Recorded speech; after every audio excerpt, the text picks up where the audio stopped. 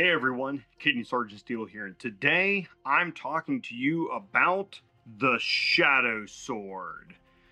Alright, so this is a very special unit. So it is from the Baneblade kit. This is probably one of the most popular variants of the Baneblade that exists in the Astra Militarum.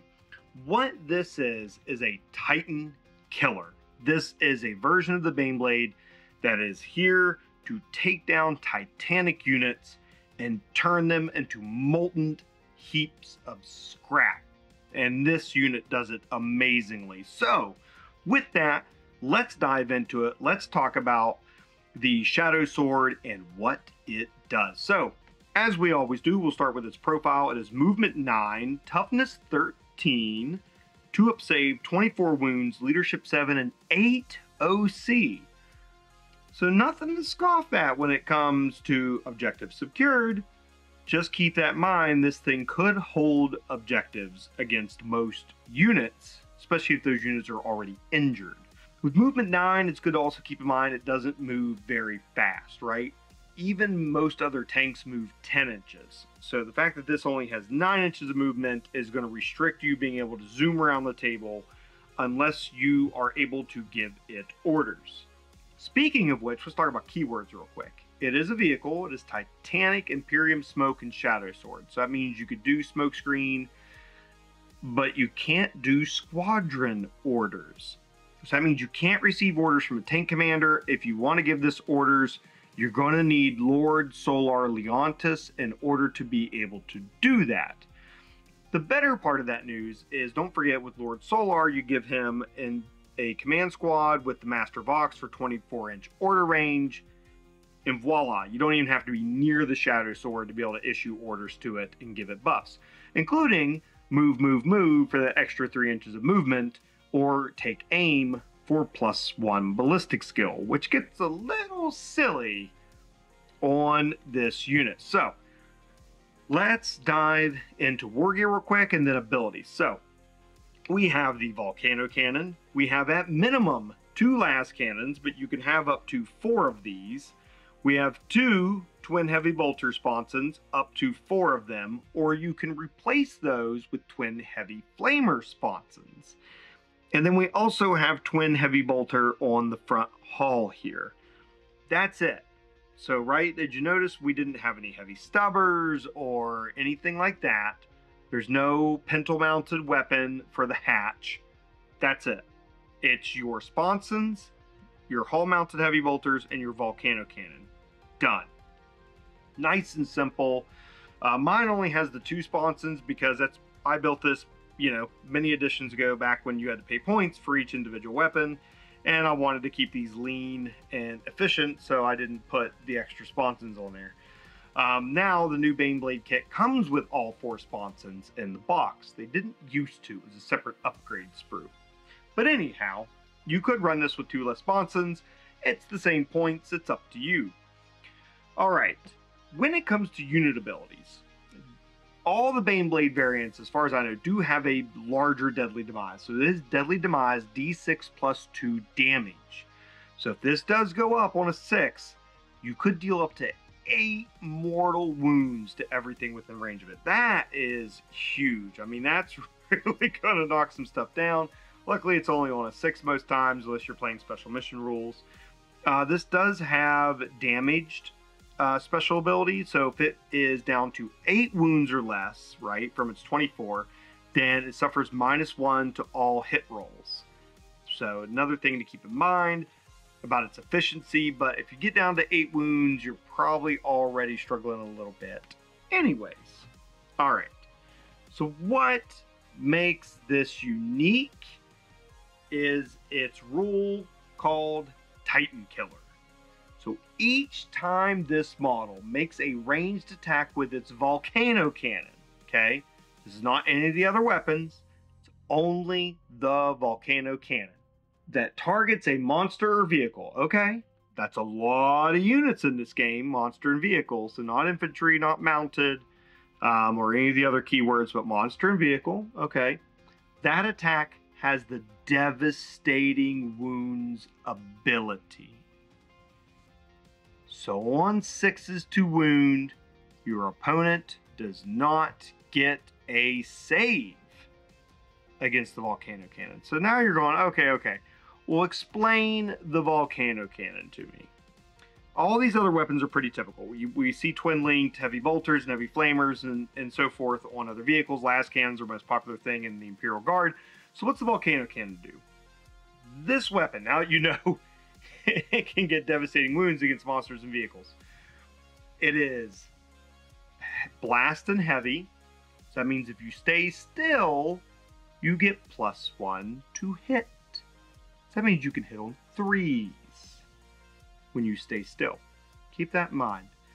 It is 96-inch range, so that's 8 feet. D3 +1 shot, so minimum 2 up to 4 shots, not bad. Ballistic skill 4, strength 24. Strength 24. There is nothing in this game you will not wound on a 3 without special rules to reduce your ability to wound them. Always wounding on 3, probably wounding on a 2. -5 AP. That means their save doesn't matter. It's either invuln save or probably nothing for them. And then damage 12. That's right. Not 2d6, not d6 + 6, 12. This cannon does flat 12 damage.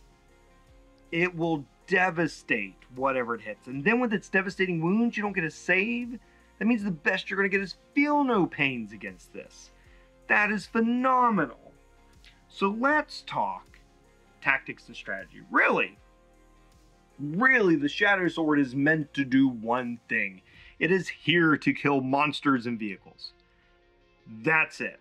In between the las cannons and the heavy bolters and the volcano cannon, if it's a standard vehicle or monster, you're probably going to kill it in a single turn of shooting. Because that's what this does. If you're fighting against larger models like a Warlord Titan or a Reaver Titan, you're going to do a lot of damage to it. Maybe not kill it, but you're going to do a lot of damage to it. So where this is going to excel in combat is shooting at those two unit types for the most part. Except your heavy bolters and heavy flamers can take out infantry and elites and take shots at them, of course. Keep your las cannon, I recommend, on target with your volcano cannon. Don't get too greedy. Don't forget, you can always roll misses on the volcano cannon. It is not a guarantee. We are the guard. But this is where this unit shines. One, it's pretty resilient. At toughness 13, 2-up save, 24 wounds. This thing's going to be able to survive melee and shooting from almost every unit in the game for at least one turn minimum, if not the entire game. Depends on what you're up against. Depends on the buffs and synergies that they have coming up against you. But just do not forget how resilient this unit is, and do not be afraid to get it up into the tougher things. But keep it screened. You do not want to end up with a -1 to hit. So if you get into combat, you don't want to suffer at -1 to hit, especially when your main weapon is only D3 +1 shots. Every pip of the dice is going to count. So what I would do is screen this out with infantry on the front and around the sides. I would probably have a tech priest behind it to guarantee that you could heal it and give it a 4-up invuln save to make it even more resilient. And I'd probably have, maybe if you want, it's not a requirement, Lord Solar with a command squad somewhere so that you could issue orders to this to take aim. Because that's going to be very devastating, both with the quad las cannons and all the heavy bolter shots or heavy flamer shots. That's going to decimate your opponents. So what I would do, screen it out with infantry, put a tech priest behind it, buff it to give it the 4-up invulnerable save with the tech priest and heal any damage it might take, and then Lord Solar to give it +1 to hit. Now, with its heavy, if it stayed still, that means you're going to be hitting on 2s. Then you add in Scout Sentinels, reroll 1s. It's the combo I always talk about. Bring your Scout Sentinels. They're the greatest unit in the Astra Militarum. If you don't know that yet, go watch my unit review on the Scout Sentinels. They're pretty much the auto-include unit for Guard. And I don't know why everyone isn't taking them. Alright. So Scout Sentinels, Daring Recon, you're rerolling 1s to hit. Lord Solar, you're now hitting on 3s, then +1 for heavy, so you're hitting on 2s. You're wounding on 3s. And then 6s are devastating wounds against monster and vehicle. That is insane, the amount of damage that this thing can put out. This is why, even in some competitive lists, this has been such a popular unit. This is something people want to bring, and just look how beautiful it is. Look how great of a model this is. It looks great on the battlefield. It devastates your opponent's armies. That's what it does. You're going to want to get this into position to take shots at their key vehicles and key units that are monster or vehicle, and you just want to blast them off the table. You want to point, click, delete. That's what the Shadowsword does, and that's what it's meant to do. But let's not forget, it's OC8. So, if you're up against a unit that, say, has total of 10 OC, you use your heavy bolters to whittle away a few of the infantry or elites from that unit, and then you can also drive up on that objective. You now control it. Don't be afraid, if it's absolutely necessary to score points or to do something cool in the game, to drive this up right onto an objective and hold it. And say, maybe even keep something like a unit of Ogren or a unit of Volgrins nearby to also jump in the fray and clean up any units that might get into melee with the Shadowsword and kind of just clear them out, right? The last thing you want to do with this unit in terms of tactics and strategy is make it fall back. You don't really want to be doing that. You want to keep it shooting. You want to keep it moving. So try to screen it, try to keep it in there, and try to keep it buffed, especially at least at minimum with Scout Sentinels. Because with Scout Sentinels, this thing's sitting still. You're hitting on 3s with a Volcano Cannon, re-rolling 1s, and that's still going to be really devastating for your opponent. Really, the only crutch is either this thing getting into combat, like melee combat, or your opponent having a good invulnerable save. Because unless you get your devastating wounds off, there's nothing you can do about invulnerable saves. And that's going to knock out, 30 to 50 to 66% of your hits every time and prevent your damage. So you'll want to pick your targets wisely. Don't obviously pick anything with like a 2-up invulnerable save. So if you're shooting Gazgul and he's got his little companion with him with a 2-up invulnerable save, don't shoot the Shadowsword at them yet until Makari has died and they lose that 2-up invulnerable save, right? So right there's one of those instances where you go, well, maybe I don't want to do that. But otherwise, this thing has one role. It has one mission. It doesn't transport anything. It doesn't do anything else special, right? It is here to just blast monsters and vehicles off the table, and it does it with extreme prejudice. That's it. That's all I have to say about the Shadowsword. I mean, that's all it is. You just got to keep it out of combat, you keep it shooting, you keep it moving, and you keep it at least lightly buffed, if not moderately buffed, right? At least Scout Sentinels, maybe Lord Solar, maybe a Tech Priest as well. Do always recommend a Tech Priest if you're going to be bringing cool vehicles. That's just to make sure they stay alive. Now, you do want to be careful, and just so you didn't know this rule, this model is pretty wide, right? Especially with the sponsons on it, it's wider than 6 inches. So if you put it into strategic reserves and then bring it on, rules is written currently in 10th edition. This is the second quarter of 2024 in the rules commentary. This vehicle cannot shoot the turn in which it enters from strategic reserves. So that's not a viable option competitively. If you're playing in a casual league and your opponents want to rule differently, that's fine. When I run my narrative apocalypse events, I void that rule to make sure everybody has funds with their Titanic model and can bring those units in and still use them and have a great time. So I always make a note in there that that rule is not valid during those events.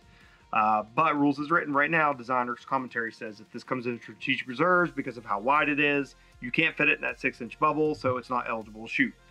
So the only way to keep this alive is to try to make sure your opponent doesn't try to take it out first, keep it hidden turn 1, make sure the Tech Priest can buff it for its 4-up invulnerable save, and then move along, and then start decimating your opponent's army. But context is going to matter. Like, you're going to have to learn what your opponents can do, what units are in their army, and what can actually affect the Shadowsword or not. It's a great kit too, so I do highly recommend getting one of these, or several. They're a lot of fun to build and paint. I I actually literally finished painting this one in a hotel room before Adepticon long ago for the Apocalypse event way back in the day that I played with. And it got shot off the table turn one. It was absolutely exactly probably what should have happened to a unit I finished painting in the hotel room the night before the event. But that's it. That's all I have for you today. I mean, this unit's pretty straightforward and simple. So if you've enjoyed this video, please like and subscribe, and come back to the channel for more videos. I will continue to do unit reviews, and I will continue to also put out other guard related content here on the channel. So I'm very excited to have you all here. If I got anything wrong, or if I missed anything in my tactics and strategy, please feel free to put it down in the comments below. I love hearing from you all. And it's good that we are here as a community to make sure each other knows all the ins and outs of this great game of Warhammer and this amazing army, which is the Astra Militarum, so we can help each other out and play awesome and be awesome in this game. So please put that down below. And if you want to support me, please check the links in the video description, as you can get 10% off your clear movement trays or a discount on your Redgrass Games hobby kind of tools, right? Paintbrushes, wet palettes, and so forth. There's a link down below for that, and also a link to Slatter Games, who I've done a lot of battle reports with. Well, we've been on hiatus for a few months here as he has continued to add to his family. And then any other links I'll put down in the video description. Just support all my friends and the sponsors, well, not sponsors, but the affiliates that I have. So I really appreciate it. And just once again, really hope you've enjoyed this. So as always, have fun wargaming, and remember, Cadia stands.